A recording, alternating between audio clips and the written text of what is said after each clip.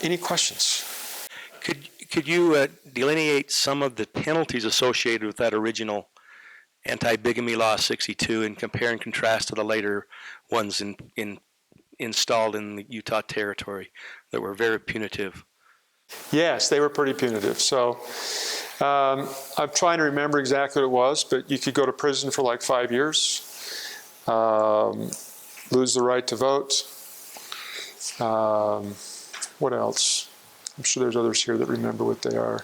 But they were extremely punitive. They were very serious laws. First one, there wasn't hardly any penalties associated. Well, the challenge with all of these laws were that you get one law and the next one and the next one, the next one, the next one.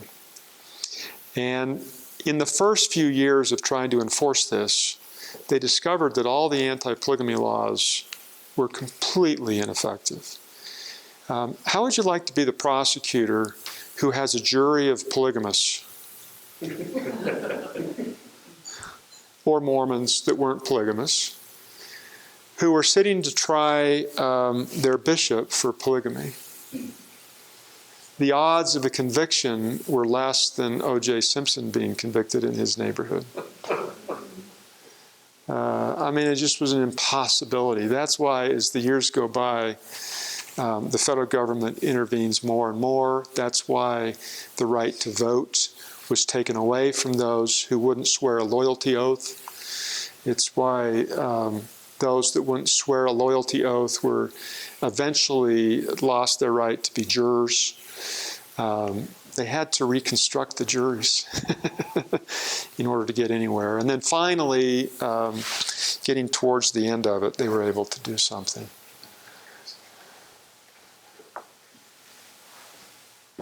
It's not necessarily on your presentation, but the Constitution of Utah and its treatment of polygamy and the efforts of the territory to become a state. I think it was 1894, 96, something like that. Do you have any comments, Scott, on? Yeah, if this answers your question, I think your question was, do you have any comments? So here you go. I think this tells us a piece of the story of Utah that exists still today, where you see a little bit more than average distrust of the federal government. Because as the Mormons were in states, in Missouri and Illinois, they appealed to the federal government to help them. And the federal government said it's a local issue. It's a state issue. You need them to help you. And so the Mormons figured, if we leave all of the states and go out west and form our own territory, it's a local issue. And then we can manage this ourselves. And it's interesting to remember that, or if you weren't aware, that we had established religions in America all the way up until after the Mormon Church was formed. The First Amendment that says we cannot have established religions only applied to the federal government. And in the wake of that era, all 13 colonies created their own state constitutions, and the majority of them established religions. And the established religions were the Protestant religion. And there was tremendous persecution of anybody that wasn't a Protestant. Catholics couldn't vote in some parts of America. Jews, Mormons, all of those non-Protestants faced a lot of things.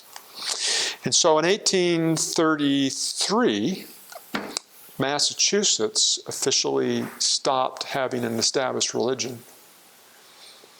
But until way after the Civil War, when the Supreme Court, as you know, said, we're going to incorporate the First Amendment as a restriction against state power as well. Until then, it was perfectly fine to be a state with an established religion. And the territory of Utah was effectively an established religion. And that was fine. So they come out here and they do what other states had done, which was constitutionally okay. And they create their own marriage laws, like every other state had created theirs. It's just that theirs were all identical. And now it's the federal government that's picking on them. And when they say, hey, this is a local issue, the federal government says, it is not a local issue. It's a local issue as long as you do what I say. But if you don't do what I say, then it's not a local issue. So the Mormons figured out the only way to get out underneath the thumb of the federal government was to be a state. And they start pushing immediately for statehood, and pushing hard and hard and hard and hard. And Congress knew that if they became a state with polygamy, they would never be able to get rid of it, because as a state, they would be their own people. And so, condition of Utah becoming a state was that in the Utah Constitution, there's a prohibition against the practice of polygamy. That's the history of how that ended up in there. And an interesting little story. And from that time forward, a sizable number of Utahns have looked with jaundiced eyes at the federal government. It hasn't completely gone away. Yeah.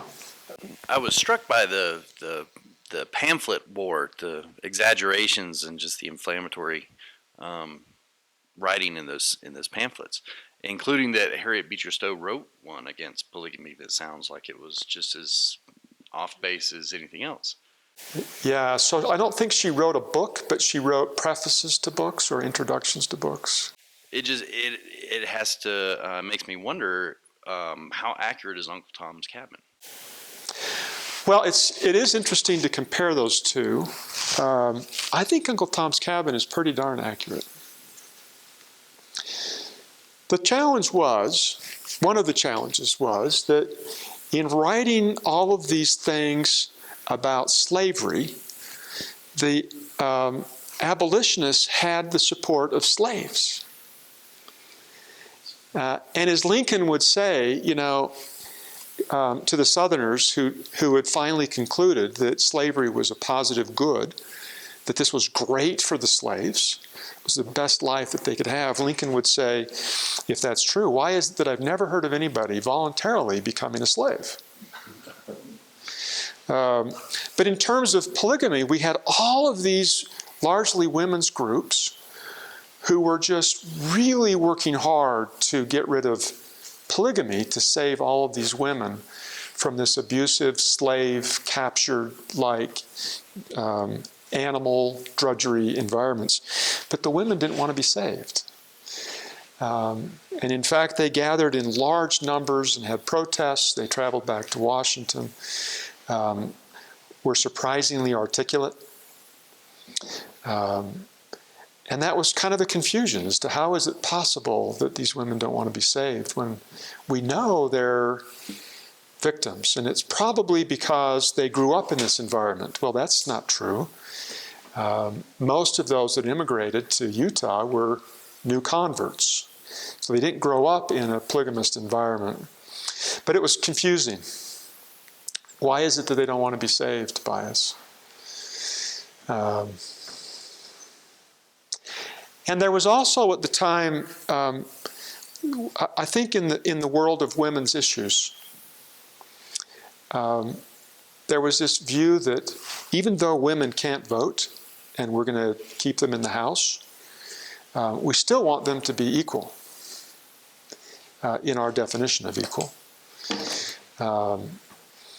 And this is really getting in the way because they can't be equal in a polygamous marriage. So anyway, it's fascinating dynamic. Most of those that had written about slavery were familiar with slavery. They had seen it. They knew slaves. They had family members or neighbors that had practiced slavery, and they found it just really horrible. The people that were writing the books about polygamists had never seen a polygamist. They had never been in polygamous communities. They largely didn't know.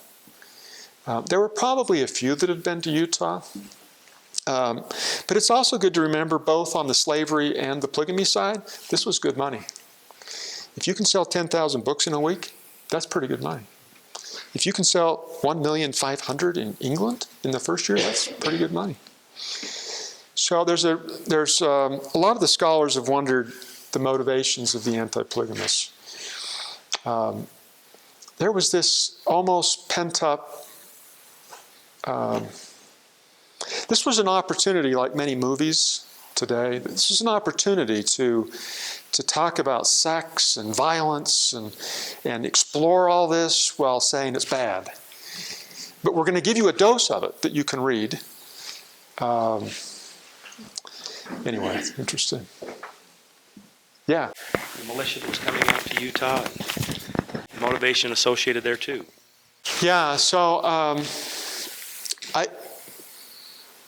in the context of what we're talking about, this is just a furtherance of we've got to stop this from happening. We've got to get rid of it and assert control all over these rebels. Yeah. Just a continuance of the same thing. The federal government needs to get control, and if they don't get control, we're sitting in Connecticut and Massachusetts and New York worrying about what these people that are doing so far away. A small group of people. Anyway. Yeah. Thinking about northern Arizona communities of polygamy that are existing today, are those existing in spite of the law? Are they taking local law into their own hands? Is it the same case as you described earlier, where the jury are polygamists and nothing can be done? So I have a little personal experience with this that I think might answer the question. My father's brother joined Reuel Allred's polygamous group. And I think that the theory of most of these groups comes from confusion that the church created that allowed it. So when we go back to the manifesto of 1890, when the president of the church said, "We have not been practicing polygamy for the last year. We have not been encouraging it. We have not been sanctioning polygamous marriages. This is not happening. I deny it." That wasn't really accurate. Because they had been, in fact, sanctioning marriages. One of them was my great-grandfather, who in just a couple months prior to the manifesto being issued, was married by Brigham Young Jr., who was one of the senior members of the Quorum of the 12, in a large group of people that were married. And so you've got these people who are hearing a public stance and a private stance, and they're different. And then from that comes a variety of stories. Many of them, the origin was in John Taylor, who had given authority to someone to go ahead and marry people. Two of the apostles at the time of the manifesto refused to go along with it and were excommunicated. So there was a fair amount of challenges through that period. And if I was to ask my uncle when he was alive and when he was practicing polygamy, his answer would be, my church records are in the top of the temple. I am a member of the church. This is just part of that public we don't do it thing. Just like 1890, the public we don't do it thing, but we're actually kind of doing it. And I'm one of those actually kind of doing it, and our authority goes back through John Taylor. So, yeah, that's kind of where that comes. And I think that a lot of these groups all connect up one way or another into these stories where they feel like they've got church permission. Whether the stories are accurate or not is another question. Whether it's possible that they're accurate, yeah, it's possible that something happened way back then. By the time we get to the second manifesto, what I said before, I really mean it now. But But by then, it was hard to manage, I think. Yeah. Just curious, at the height of its practice, what percent of the population was actually participating in polygamy? Depends on where you were. So what was the percent in Manti? I read this book and I'm trying to remember. It's a pretty good percent. There's a wonderful book that was written about, I'm trying to remember the name of it. I've got it somewhere on my laptop that I could tell you. But it's a wonderful little book where they came down and did a study of polygamy in Manti, and there was a considerable number there. And there was a really high percent in St. George that was practicing at the same time. But church-wide, I don't remember what the actual number was, but it was a small percent. It was less than 10% church-wide. It was a pretty little number. You can imagine that it's not possible to have it be that much because there really isn't that many women. And that's a whole nother fun story. Wow, if you were a young woman in Utah, you were on the right side of the market. If you were a young man, you were on the wrong side of the market. It was a challenge. It's really tough. Still is?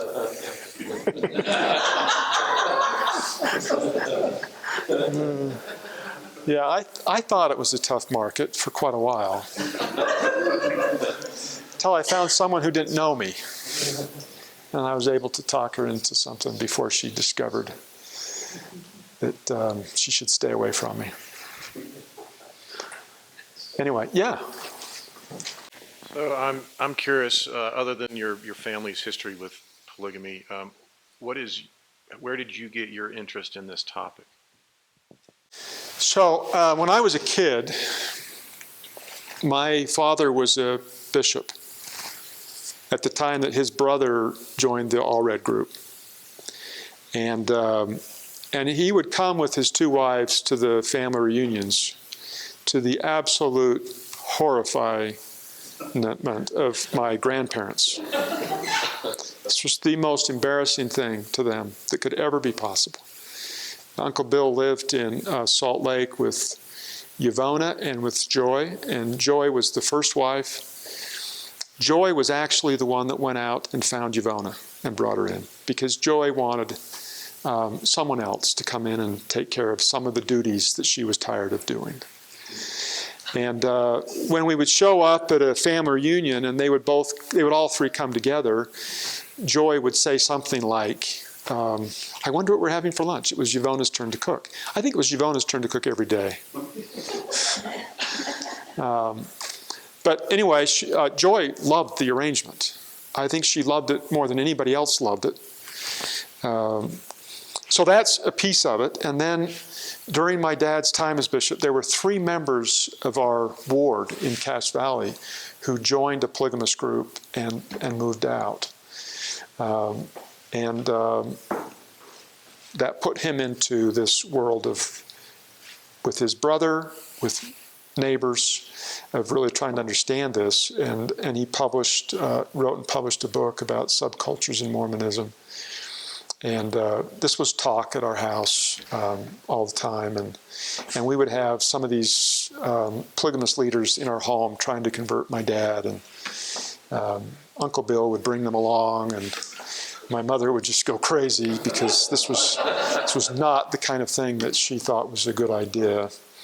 And we had a big collection of all of these different writings. That was a piece of it. The second piece, independent of that, is that in working on a master's degree in American history, I found that the most interesting piece for me was the Civil War piece. Not so much the battles, but the ideas and the philosophy and the political theories that we see going through that era. So I was just really fascinated with that. And then a little while ago, I was asked in Cedar City to randomly, I was asked to deliver a 90-minute stake-sponsored seminar on polygamy. And so I drew from all these things, and that's when I found this intersection that I was really largely unaware of. And then Mont Bona said, hey, what do you think? So here I am. But I've found this to be just really quite interesting. It's a lot of fun. Two awkward topics that when married together become more than just twice as awkward. Because I hadn't really thought of polygamy and slavery being the same thing, but millions of people did. Okay. I'm from Alabama, and I have a friend down there who has a farm. I met this girl in the '80s, and she invited me to go horseback riding. So we get to her farm, and she says, everywhere you can look is where we own. Large farm, cotton, big. And as we're driving to go ride the horses, we drive through this tool area where they've got tractors and things like that. And it's all black people working there, and they're all going, hey, Judy, hey, Judy, hey, Miss Judy, hey, Miss Judy. And so and she's waving at them. And we're driving on, and we ride the horses, and instead of going back towards where the tractors were, we go further back into the property. I mean, we're really going back far. And we come to this one little place that's got a lot of cabins, like what you would consider slave cabins. And it's just this one little area, and they're all the kid. There's a lot of kids running around there, a lot of older women. And they're all, hello, Miss Judy, hello, Miss Judy. Well, what it is her great-great-grandfather owned that property. It was a plantation back during the Civil War down in Tuscaloosa, Alabama. And he freed his slaves. They're still there today. They've never left.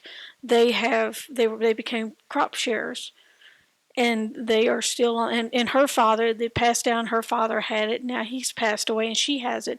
They still are there still there today.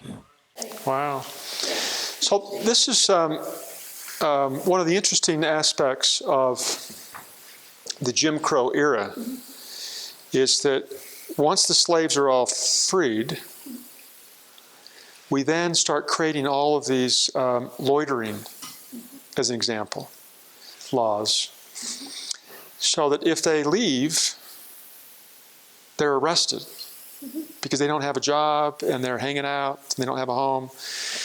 So they were all forced back on to be sharecroppers. I think that for a lot of them, it wasn't their choice. They didn't have any options. It was either be arrested and thrown in jail or else go back to their old master and function largely as a slave.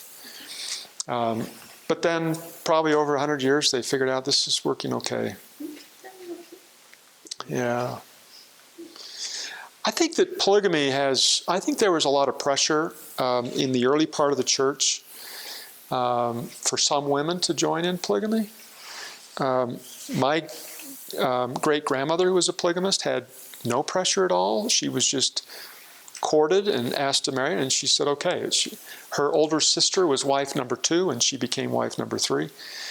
I don't think she enjoyed polygamy, but I don't think anybody overly pressured her.